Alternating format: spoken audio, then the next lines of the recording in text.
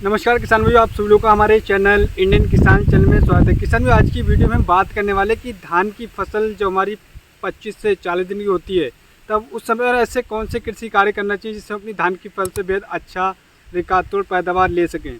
तो इसके लिए किसान भाई आप इस वीडियो को पूरा अंत तक देखते रहिएगा, बहुत ही अच्छी जानकारी मिलने वाली है। इस वीडियो में हम बात करेंगे कि कौन कौन सी खादों का प्रयोग करना चाहिए, कौन से खरपतवार नाशी का प्रयोग करना चाहिए, कौन से कीटनाशी का प्रयोग करना चाहिए और हमें कौन से पीजीआर प्लांट ग्रोथ रेगुलेटर का प्रयोग करना चाहिए और कौन कौन सी खादों का प्रयोग करना चाहिए और सिंचाई के बारे में हम बात करेंगे। तो इस वीडियो को आप पूरा अंत तक देखते रहिएगा, बहुत ही अच्छी जानकारी मिलने वाली है। अगर आप इस वीडियो को पूरा अंत तक देखते हैं किसान भी, तो आप अपनी फसल से बेहद अच्छा रिकॉर्ड पैदावार ले सकते हैं, गारंटी के साथ मैं बता सकता हूँ। यदि आपने अभी तक हमारे चैनल को सब्सक्राइब नहीं किया तो हमारे वीडियो को शेयर करिएगा और हमारे चैनल को सब्सक्राइब करिएगा। आइएगा हम शुरू करते हैं किसान भी कि धान की फसल जब हमारी 25 से 40 दिन की हो जाती है, तो उस समय पर किसान भाई जो 15 दिन ये होते हैं, ये 15 दिन बहुत ही ज़्यादा महत्वपूर्ण होते हैं धान की फसल के लिए, क्योंकि इसी समय पर हमारी जो पैदावार निकल करके आती है, जो भी पैदावार निकल करके आती है वो इन्हीं दिनों पे डिपेंड होती है। क्योंकि इन दिनों पे अगर आपने सही तरीके से फर्टिलाइजर मैनेजमेंट कर लिया, सही तरीके से खरपतवार नाशी या कीटनाशी या फंगिसाइड का प्रयोग कर लिया, तो अपनी धान की फसल से अधिक पैदावार ले सकते हैं। लेकिन आपने यही इन 15 दिन में थोड़ा सा भी आलस कर लिया या आपने सोचा कि टाइम बचाने के चक्कर में आपने कुछ गलत तरीके से खाद का प्रयोग कर दिया, तो वहीं आपकी पैदावार में आपको घाटा देखने को मिलेगा। तो इन 15 दिन में क्या क्या चीज़ें करना है, क्या क्या कृषि कार्य करना है, तो उस पर ही हम बात करने वाले हैं। तो इसके लिए आप इस वीडियो को इसकी बिल्कुल मत करिएगा, बहुत ही ज़बरदस्त इन्फॉर्मेशन मिलने वाली है आपको। तो इस वीडियो को आप पूरा अंत तक देखते रहिएगा। पहले तो हम बात करते हैं किसान भाई, धान की फसल में जब 25 से 40 दिन हो जाती है, तो इस समय पर सबसे ज़्यादा महत्वपूर्ण पोषक तत्व होता है नाइट्रोजन, फास्फोरस और पोटास। इन चीज़ों की आवश्यकता हमारी धान की फसल में बहुत ज़्यादा अधिक होती है, क्योंकि इस समय पर हमारी वेजिटेटिव ग्रोथ हो रही होती है, टिलरिंग हो रही होती है, किल्ले हो रहे होते हैं और हमारी धान की फसल में फुटाव हो रहा होता है।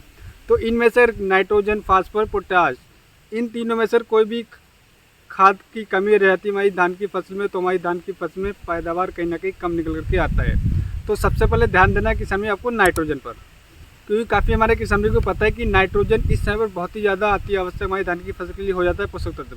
क्योंकि नाइट्रोजन अगर हम सही तरीके से हम अपनी धान की फसल में देंगे, तभी हमारी पैदावार एंड ऑफ द डे अच्छी निकल करके आएगी। तो नाइट्रोजन का प्रयोग आपको सही तरीके से करना चाहिए जब आपकी धान की फसल 25 से 40 दिन की हो रही होती है।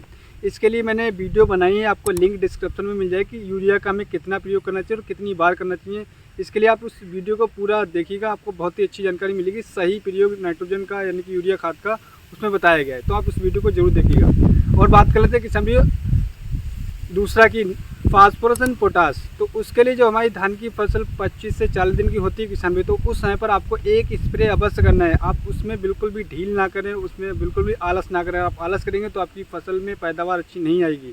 तो वो स्प्रे किसान भैया NPK 19-19 का, जो हमारी धान की फसल 25 से 40 दिन की होती है, तो आपको किसी भी टाइम में आपको एक बार NPK 19-19 का स्प्रे अवश्य करना है। तो इसके अगर आप ज़्यादा इन्फॉर्मेशन चाहते हैं, उसकी भी वीडियो मैं बना चुका हूँ, वो भी आपको लिंक डिस्क्रिप्शन में मिल जाएगा। लेकिन आपको NPK 19-19 का प्रयोग अवश्य करना है जब आपकी धान की फसल 25 से 40 दिन की हो रही होती है। उससे ये होगा किसान भाई, जैसे कि जो आपकी धान की फसल में खाद की डिफिशियंसी पाई जाती है किसान भाई, आपको भी पता है कि ज़मीन में हमारी खाद की डिफिशियंसी पाई जाती है, तो उसके लिए आप इस NPK का प्रयोग अवश्य करें, जिससे हमारी जो खाद ज़मीन में खाद की डिफिशियंसी उसकी फुलफिल कर पाएगा, उसकी पूर्ति कर पाएगा और हमारी धान की फसल अच्छी तरीके से ग्रोथ करेगी, अच्छा फुटाव होगा, अच्छी टलेरिंग होगी और हमारी पैदावार भी अच्छी निकल करके आएगी। अब बात कर लेते हैं किसान भाई कीटनाशक और खरपतवार नाशक। सबसे बड़ा हमारी धान की फसल में ये चैलेंज होता है। काफ़ी हमारे किसान भाई इसके बारे में सवाल कर रहे हैं और इसके बारे में हमारे काफ़ी किसानों से बात भी होती है कि सबसे बड़ा जो चैलेंज होता है हमारी धान की फसल में वो होता है खरपतवार और कीटनाशक। क्योंकि बरसात हो रही होती है, बरसात के सीज़न में जो कीटनाशक है वो भी बहुत दबा के अटैक करते हैं और खरपतवार है वो भी बहुत ज़बरदस्त तरीके से उकर के आता है। तो इस तरीके से मैं आपको बताना चाहूँगा कि सबसे पहले आपको खरपतवार नाशी और कीटनाशी का अवश्य प्रयोग करना है जब आपकी धान की फसल 25 से 40 दिन की हो रही होती है। क्योंकि इस समय पर कीटों का अटैक बहुत ज़्यादा बढ़ जाता है। मैं कीटों की बात करूँ तो तना छेदक, पत्ता छेदक, वाइट लीव्स और सफ़ेद मक्खी, मच्छर हमारी धान की फसल में जड़ों में बहुत ज़्यादा कीट दिखाई देते हैं, जिस पर हमारी धान की फसल में बहुत ज़्यादा घाटा देखने को मिलता है। बहुत सारे मैंने किसान भाई की फसल बर्बाद भी हो जाती है, सही तरीके से कीटों का वो रोकथाम नहीं कर पाते हैं। तो आपको कीटों का रोकथाम बहुत ही स्टिक तरीके से यानी कि बहुत ही सतर्कता से करना है। और आप इसमें ढील कर देंगे तो आपकी धान की फसल में अच्छा पैदावार निकल करके नहीं आएगा। तो आपको कीटों के अटैक के लिए किसान भाई मैं आपको बताना चाहूँगा, जो मैं आपको बताना चाह रहा हूँ टेक्निकल, उनमें से अगर आप कोई भी टेक्निकल का प्रयोग करेंगे तो आपकी धान की फसल से गारंटी के साथ कीटों का अटैक खत्म हो जाएगा। जो मैं टेक्निकल बता रहा हूँ, इन टेक्निकल को आपको सिर्फ 2 बार स्प्रे करना है। एक है किसान भाई एफएमसी का फटेरा को किसान भाई आपको 5 किलोग्राम एकड़ के हिसाब से प्रयोग करना है। दूसरा रीजेंट, फिफ्रोनिल का रीजेंट आता है, उसका आपको 5 से 6 किलोग्राम, अगर आपको लगता है कि ज़्यादा अटैक है तो 6 किलोग्राम इसका प्रयोग करना है। किसान भाई अगर आप पहली स्प्रे फटेरा से करते हैं तो दूसरी स्प्रे आपको रीजेंट का करना है। काफ़ी हमारे किसान भाई इसमें भी गलती करते हैं, लेकिन ये बात आपको कोई नहीं बताएगा जो मैं आपको बता रहा हूँ कि अगर आपने पहली स्प्रे फटेरा की करी, आपको लगता है कि कीटनाशक आपको खत्म नहीं है, तो दूसरी स्प्रे आप रीजेंट का करें। टेक्निकल के बदल के करेंगे आप तो आपको बहुत ही बेहतर रिजल्ट देखने को मिलेगा।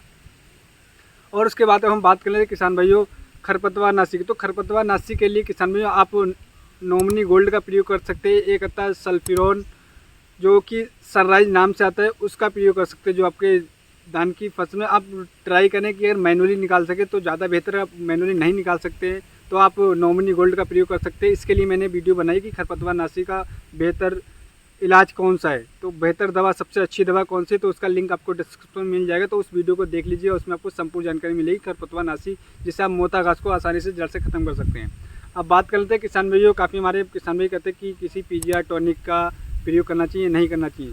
तो किसान भाई मैं आपको बताना चाहूँगा कि जो आपकी धान की फसल 25 से 40 दिन की हो रही होती है, तो उस समय पर आपको जिंक सल्फेट का प्रयोग अवश्य करना चाहिए, क्योंकि जिंक की कमी हमारी धान की फसल में हमेशा पाई जाती है। हमारे सभी किसानों को पता है इसके बारे में।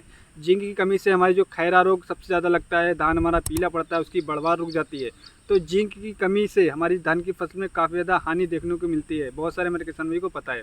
तो आपको जिंक का प्रयोग अवश्य करना है। और बात करते हैं किसान भाइयों, जब हमारी धान की फसल 25 से 40 दिन की बाद फसल हो जाती है, तो उस समय पर आपको सागरिका या बायोबिटा का अवश्य प्रयोग करना है एक बार, क्योंकि सागरिका और बायोबिटा में ऐसे पोषक तत्व होते हैं किसान भाइयों कि अपनी धान की फसल के लिए बहुत ही ज़्यादा अति आवश्यक पड़ जाते हैं। क्योंकि धान की फसल आपको पता है कि अगर कोई भी पोषक तत्व कम पड़ जाता है तो हमारी पैदावार कहीं ना कहीं कम हो जाती है। तो आप सागरिका बायोबिटा का भी वीडियो में बना चुके हैं, उसका भी लिंक आपको डिस्क्रिप्शन मिल जाएगा, वो भी आप वीडियो देख लीजिए कि सागरिका और बायोबिटा क्या फ़ायदे हमारी धान की फसल में। तो आप सागरिका बायोबिटा का अवश्य प्रयोग करें किसान भाइयों 25 से 50 दिन की धान की फसल में। और उसके बाद में किसान भाइयों अब बात कर लेते हैं कि इस समय पर पीएच मान हमारे ज़मीन में काफ़ी ज़्यादा बढ़ जाता है, तो आप एक बार फिटकरी का प्रयोग कर सकते हैं अपनी धान की फसल में, क्योंकि पीएच मान बढ़ जाता है। तो इस पीएच मान को कम करने के लिए काफ़ी ज़्यादा उपयोगी माना जाता है फिटकरी। तो आप फिटकरी का भी प्रयोग कर सकते हैं, लेकिन आपको ध्यान रखना है फिटकरी का आप जब प्रयोग कर रहे हो तो आप फिटकरी की डोज अधिक ना प्रयोग करें, नहीं तो आपकी धान की फसल जल जाएगी। बहुत सारे किसानों की फसल इस वजह से ख़राब भी हो गई है। तो आप ऐसा बिल्कुल ना करें कि आप फिटकरी का प्रयोग करें, लेकिन आपको वो डोज कम करना है, तभी आप करें, तब आपको अच्छा रिजल्ट देखने को मिलेगा। तो कि सर ये जो मैंने आपको टॉपिक बताए थे, ये जो चीज़ें आपको बेसिक सी चीज़ें बताई थी, अगर आप इन बेसिक सी चीज़ों पे कार्य करते हो सही तरीके से सही समय पीरियड पे, इन जो 15 दिन में आपकी धान की फसल जो कार्य कर देते हो, तो अपनी धान की फसल से कम 30 से 35% अपनी धान की फसल से अधिक पैदावार निकाल सकते हो। और ये निकाल करके देखिए, मैं गारंटी के साथ लिख के दे सकता हूँ। जो मैंने आपको बातें बताई, अगर आप इन चीज़ों को फॉलो करते हो, सही तरीके से यूरिया का प्रयोग करते हो, सही तरीके से आप कीटनाशक खरपतवार नाशी का प्रयोग करते हो। और किसान भी एक चीज़ और मैं बताऊंगा, जब आपकी धान की फसल 40 दिन के बाद की हो जाती है तो आपको पोटास का प्रयोग अवश्य करना है। यानी कि अब आखिरी यूरिया का प्रयोग कर रहे हैं तो आपको पोटास का साथ में 25 किलोग्राम अवश्य प्रयोग करना है, क्योंकि पोटास बहुत ही ज़्यादा अति आवश्यक हो जाती है जब हमारी धान की फसल 45 दिन के ऊपर निकल जाती है। तो आपको पोटास का प्रयोग अवश्य करना है। तो इस तरीके से अपनी धान की फसल में कार्य करेंगे तो अपनी फसल से बेहद अच्छा रिकातुल पैदावार ले सकते हैं। यदि आपका कोई भी सवाल है, कोई भी डाउट है, तो आप हमें कमेंट करके पूछ सकते हैं। तो हमारे वीडियो को अधिक से अधिक शेयर करिएगा हमारे किसान भाई तक, जिससे हमारी जो बातें हैं वो पहुंच सके, वो अपनी फसल से अच्छा पैदावार ले सकें।